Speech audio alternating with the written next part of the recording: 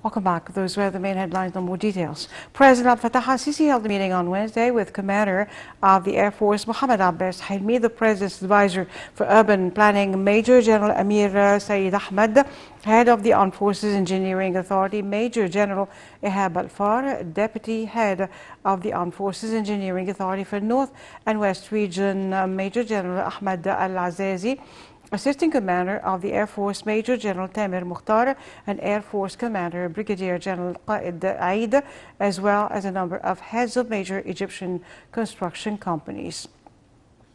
The meeting reviewed the project of developing Al Alamein International Airport.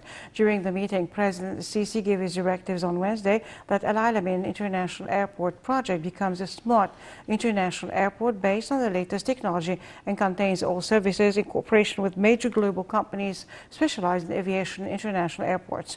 The head of state also gave his directives to integrate the project with the state's plan to promote the tourism and civil aviation sector. The meeting also reviewed all components of the project, including the establishment of a smart city affiliated to the airport, as well as the introduction of infrastructure elements that allow airports and smart cities management using communication and information technologies, as well as digital transformation, including e-commerce and logistics services.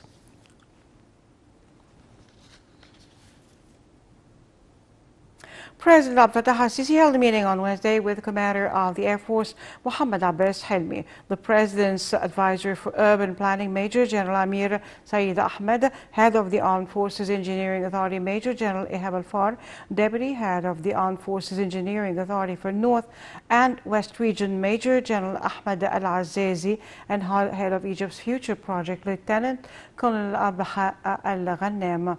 The meeting reviewed Egypt's Future Project, which is included within the New Delta project, as well as means of providing irrigation water for the project from other resources. During the meeting, President Sisi was briefed on developments of the project's current and future phases, as well as its infrastructure, including roads, axes, and plans for water treatment.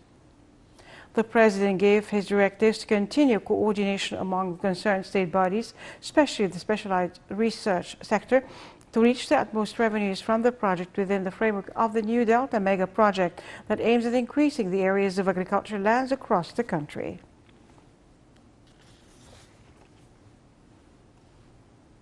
Prime Minister Dr. Mustafa Madbouli reiterated on Wednesday that the government and Egyptians are welcoming delegations of tourists visiting Egypt to know better about its civilization and touristic sites.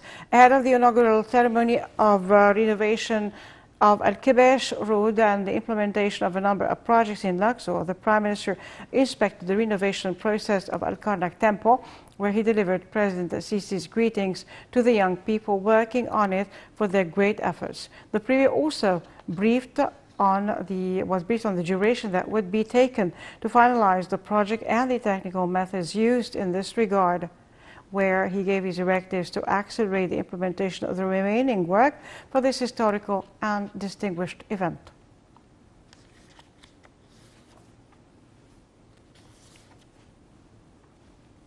Minister of Defense General Mohammad Zaki and his accompanying delegation arrived in Cairo after concluding his official visit to Russia. During his visit, the Defense Minister held talks with his Russian counterpart, Sergei Shoigu, on regional international developments, as well as a number of issues of common concern, including joint military cooperation. The Defense Minister also attended the general session of the 7th meeting of the Egyptian-Russian Joint Military Committee for Military Cooperation. General Mohammad Zaki praised bilateral relations between the two countries.